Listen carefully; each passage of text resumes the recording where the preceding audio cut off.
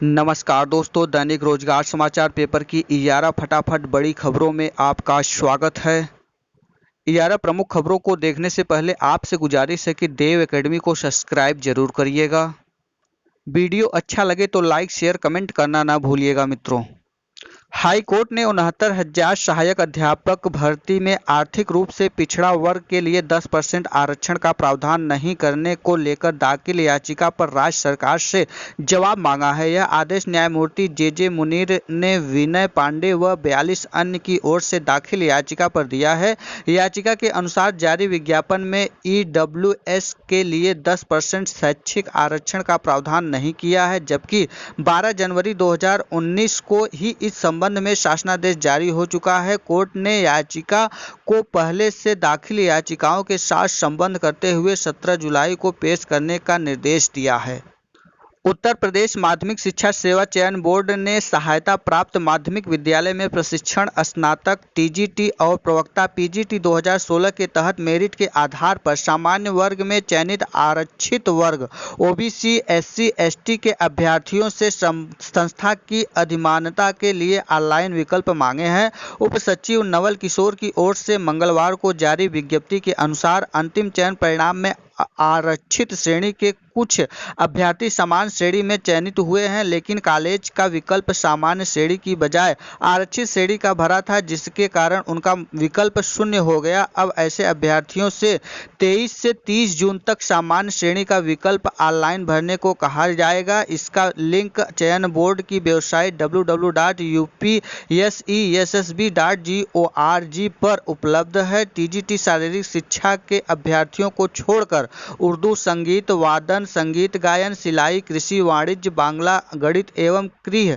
विज्ञान, जबकि प्रवक्ता उर्दू, मनोविज्ञान, शिक्षा शास्त्र, समाजशास्त्र, संगीत वादन, संगीत गायन, कृषि, जीव विज्ञान, सैन्य विज्ञान, वाणिज्य, तर्कशास्त्र, भूगोल, इतिहास, नागरिक शास्त्र, भौतिक विज्ञान, गणित, रसायन विज्ञान, अर्थशास्त्र, अंग्रेजी, शारीरिक शिक्षा एवं गृह विज्ञान के सामान्य श्रेणी में चयनित आरक्षित वर्ग के अभ्यर्थियों से विकल्प मांगा गया है। विकल्प नहीं भरने पर चयन बोर्ड अपने स्तर से संस्था आवंटित कर देगा।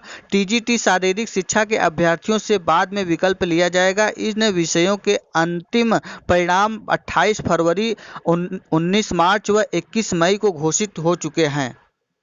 सहायता प्राप्त माध्यमिक विद्यालयों में TGT PGT 2013 के रिक्त 402 पदों पर नियुक्ति के 18 से 22 फरवरी तक काउंसलिंग कराने वाले अभ्यर्थियों ने मंगलवार को शिक्षा निदेशालय में अपर शिक्षा निदेशक माध्यमिक कार्यालय के बाहर प्रदर्शन किया। अपर निदेशक डॉक्टर महेंद्र देव से प्रतियोगियों ने वार्ता में कोई सार्थक परिणाम नहीं निकला, जिस पर छात्रों ने 1 जुलाई से आमरण अनशन करने का निर्णय लिया है। चयनित अभ्यर्थियों का कहना है कि उत्तर प्रदेश माध्यमिक शिक्षा सेवा चयन बोर्ड एलनगंज की TGT PGT भर्ती 2013 के शेष बचे पदों की हाई कोर्ट ने प्रतीक्षा सूची से भरने का आदेश दिया है। 18 से 22 फरवरी तक काउंसलिंग कराने के साथ ही निदेशालय ने प्रतियोगियों की सूचित किया था कि काउंसलिंग का परिणाम अंतिम तिथि 22 फरवरी को घोषित किया जाएगा, लेकिन 3 महीने से भी अधिक समय बीतने के बावजूद शिक्षा निदेशालय ने न तो परिणाम घोषित किया और न ही चयनितों को नियुक्ति पत्र जारी किया, बल्कि पिछली 4 बार से उन लोगों को रिक्त पदों पर दावेदारी सिद्ध करने का अवसर दे रहे हैं जो पूर्व में किसी संस्था में चयनित हो चुके हैं। प्रतीक्षा सूची के चयनित अभ्यर्थियों को तैनाती देने से पूर्व अपर निदेशक माध्यमिक डॉक्टर महेंद्र देव ने 25 से 26 जून को संयुक्त शिक्षा निदेशकों से रिक्त पदों के संबंध में सूचना मांगी है। अपर निदेशक ने 4 जून को पत्र लिखकर रिक्त पदों पर अभ्यर्थन निरस्त न हुआ तो उन्हें रजिस्टर्ड डाक से अवसर देने, ऐसे पदों पर हाई कोर्ट में वाद विचाराधीन होने, चयन बोर्ड से चयन प्रारंभ होने एवं पदों की आरक्षण की पुष्टि की रिपोर्ट 24 जून तक मांगी थी। मंगलवार तक किसी भी मंडल ने रिपोर्ट नहीं मिली है। उच्चतर शिक्षा सेवा आयोग की असिस्टेंट प्रोफेसर भर्ती के लिए गुरुवार 25 जून का दिन खास होगा। इस दिन 2 विषयों के असिस्टेंट प्रोफेसर के लिए चयनित अभ्यर्थियों के काउंसलिंग का परिणाम घोषित किया जाएगा, तो समाजशास्त्र का परिणाम घोषित होगा।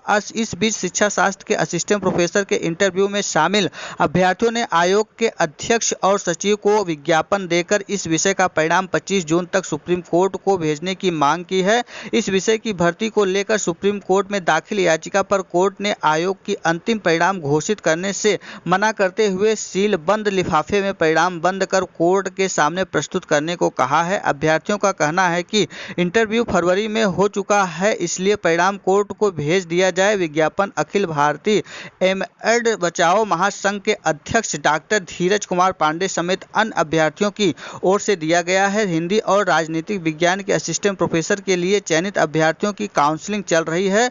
उच्च शिक्षा निदेशालय 25 जून को काउंसलिंग का परिणाम घोषित करते हुए सफल अभ्यर्थियों को कॉलेज आवंटित कर ऑनलाइन नियुक्ति पत्र जारी करेगा। इसी दिन उच्चतर शिक्षा सेवा आयोग में हाई कोर्ट में याचिका करने वाली 3 अभ्यर्थियों का इंटरव्यू होगा, जिसमें बाद समाजशास्त्र एवं अंतिम परिणाम घोषित किया जाएगा। लोक सेवा आयोग ने पीसीएस 2018 मुख्य परीक्षा का परिणाम मंगलवार को घोषित कर दिया। पीसीएस 2018 में 988 पद हैं। इसमें से 4 पद ऐसे हैं जिसके लिए इंटरव्यू नहीं होना है। इन पदों के लिए चयन लिखित परीक्षा के आधार पर किया जाना है, इसलिए इन्हें छोड़कर 984 पदों के लिए 2669 अभ्यर्थियों को इंटरव्यू के लिए सफल किया गया है। इंटरव्यू की तिथि अभी घोषित नहीं की गई है। परिणाम आयोग की वेबसाइट पर देखा जा सकता है। आयोग ने सचिव जगदीश ने बताया कि पीसीएस 2018 में शामिल अधियासी अधिकारी श्रेणी 1, सहायक नगर आयुक्त के 1 तथा लेखाकारी नगर विकास के 3 पदों के लिए इंटरव्यू नहीं होना है, क्योंकि इन पदों के लिए इंटरव्यू का प्रावधान समाप्त कर दिया गया है। मुख्य परीक्षा में शामिल अभ्यर्थियों के प्राप्तांक, कट ऑफ अंक आदि की जानकारी भर्ती का अंतिम परिणाम घोषित किए जाने के बाद दिया जाएगा। उत्तर प्रदेश के बाहर की जिन महिला अभ्यर्थियों को 5 अक्टूबर 2019 को जारी विज्ञप्ति के माध्यम से सफल किया गया था, उनका परिणाम उत्तर प्रदेश सरकार की ओर से दाखिल विशेष अपील में पारित अंतिम निर्णय के अधीन होगा। लोक सेवा आयोग की पीसीएस 2018 भर्ती पदों की संख्या के लिहाज से सबसे बड़ी भर्ती है। इसमें जितने पद हैं उनसे पद पीसीएस से पिछली 10 भर्तियों में नहीं रहे। इन भर्तियों में डिप्टी कलेक्टर और डिप्टी एसपी समेत पीसीएस संवर्ग के 40 प्रकार के कुल 988 पद हैं। खास बात यह है कि इस भर्ती में डिप्टी कलेक्टर और डिप्टी एसपी के पदों की संख्या भी पीसीएस की पिछली 10 भर्तियों में सबसे ज़्यादा है। यही वजह है कि प्रतियोगी छात्रों को इस भर्ती से उम्मीद काफ़ी ज़्यादा है। पीसीएस की पिछली 10 भर्तियों की बात करें तो 2008 की भर्ती में सिर्फ 245 पद थे।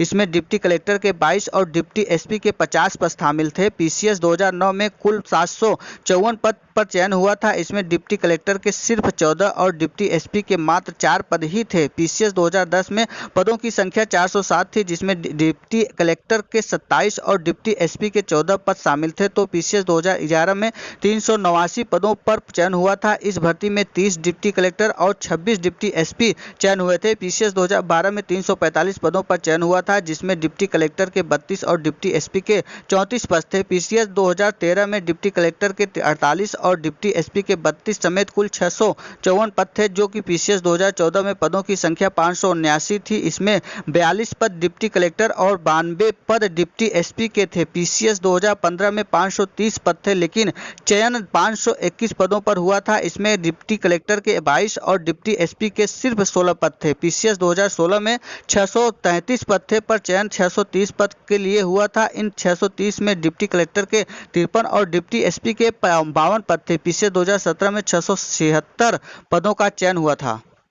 कस्तूरबा गांधी आवासीय विद्यालय में दीक्षा ऐप पर 100% शिक्षक प्रशिक्षण नहीं ले रहे हैं। ऐसे शिक्षकों से स्पष्टीकरण मांगा गया है। केजीवीवी में 1 मई से प्रशिक्षण दिया जा रहा है। बेसिक शिक्षा विभाग ने अपने प्रशिक्षण की प्रक्रिया ऑनलाइन कर दी है। केजीवीपी में 5000 से भी ज़्यादा शिक्षक है। इस प्रशिक्षण में विभिन्न अवधि के कोर्स थे, जिन्हें पूरा करके शिक्षकों का मूल्यांकन किया जाना है, लेकिन इनमें सभी शिक्षकों ने पंजीकरण नहीं करवाया, जबकि यह अनिवार्य था। इसमें सभी मॉड्यूल को देखते तो अधिकांश 2826 शिक्षकों ने ही प्रशिक्षण पूरा किया है। सवाल पूछने के कौशल मॉडल में सबसे कम 2147 शिक्षकों ने पूरा किया है।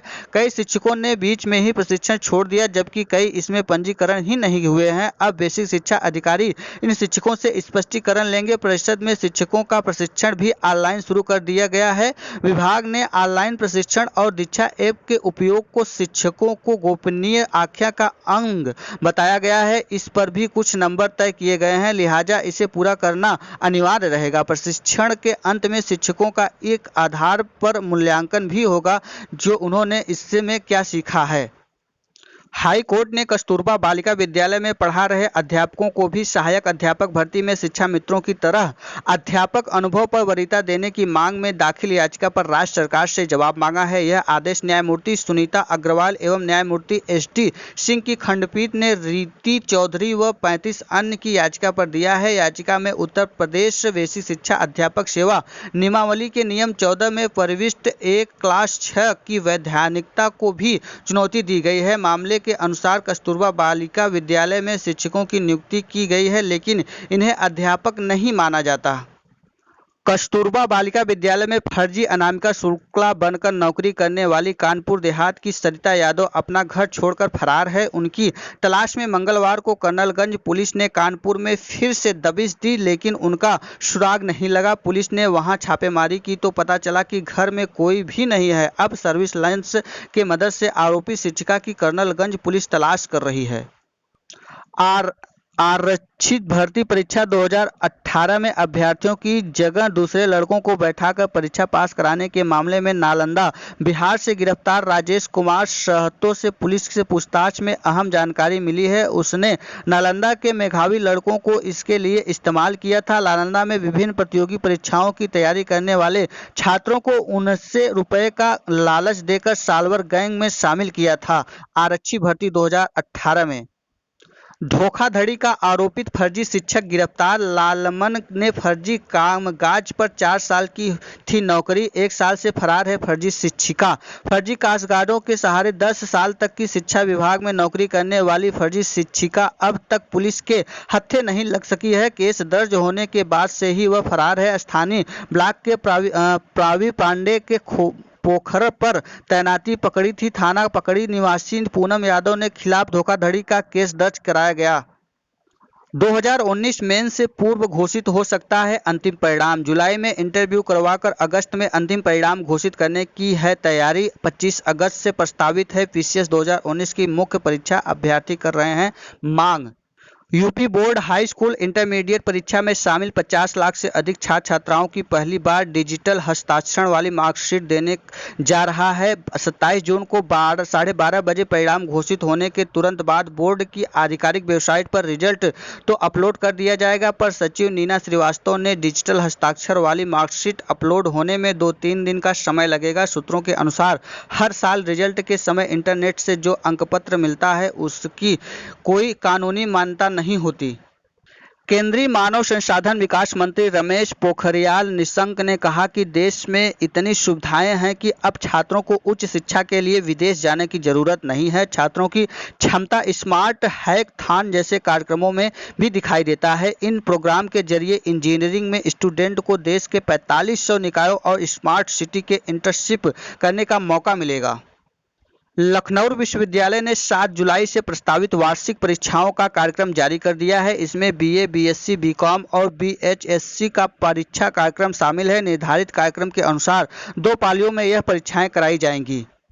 लोहिया संस्थान में कार्यरत संविदा कर्मचारियों के वेतन बढ़ोतरी की मांग की है। कर्मचारी कोरोना मरीजों की सेवा में जुटे हैं। आइसोलेशन वार्ड से लेकर ट्रायच और होल्डिंग एरिया में संविदा कर्मचारियों की ड्यूटी लगी है। इसके बावजूद संविदा कर्मचारियों की न तो अतिरिक्त भत्ता दिया जा रहा है और न ही वेतन बढ़ोतरी की जा रही है। लोहिया संस्थान में करीब 2000 संविदा कर्मचारी काम कर रहे हैं। इन कर्मचारियों को 8 से 15,000 रुपये हर महीने वेतन मिल रहा है। लंबे समय से कर्मचारी वेतन वृद्धि की मांग कर रहे हैं। इसको लेकर शासन ने निर्देश पर कमेटी भी बनी है। इसके बावजूद अभी तक वेतन वृद्धि पर कोई फैसला नहीं हो पा रहा है। डॉक्टर राम मनोहर लोहिया आयुर्वेदिक संस्थान संविदा कर्मचारी संघ के महामंत्री सच्चिदानंद मिश्रा के मुताबिक मांग पत्र संस्थान के निदेशक डॉक्टर ए.के. त्रिपाठी को सौंपा गया है। उत्तर प्रदेश मदरसा शिक्षा परिषद की वार्षिक परीक्षा के नतीजे 30 जून को घोषित किए जाएंगे। इसके साथ ही नए सत्र में कोरोना संकट को देखते हुए फिलहाल ऑनलाइन पढ़ाई कराई जाएगी। यह निर्णय मंगलवार को परिषद की बैठक में लिया गया। कोरोना संकट के बीच रोजगार के मोर्चे पर राहत भरी खबर आई है। देश में कोरोना दर घटकर लॉकडाउन में पहले के स्तर से पहुंच गई है। 21 जून को समाप्त हुए हफ्ते में देश में बेरोजगारी दर 8.5% थी। बीएचयू में नई मूल्यांकन नीति पर शुरू किया मंथन। शिक्षकों की नियुक्ति का नहीं खुला लिफाफा विज्ञान संस्था के निदेशक की अध्यक्षता में हुई थी मीटिंग। परीक्षा संचालित न होने की दशा में प्रमोट किए जा सकते हैं छात्र। बीएचयू में हिंदी विभाग के 2 विदेशी छात्रों को दिए थे अंकपत्र। ये था आज का दैनिक रोजगार समाचार पेपर की इजारा फटाफट बड़ी खबरें। वीडियो अच्छा लगा हो तो देव एकेडमी को सब्सक्राइब, लाइक, शेयर, कमेंट करना ना भूलिएगा दोस्तों। वीडियो में अंत तक बने रहने के लिए बहुत बहुत धन्यवाद। फिर मिलते हैं एक नई सूचना के साथ, तब तक के लिए नमस्कार।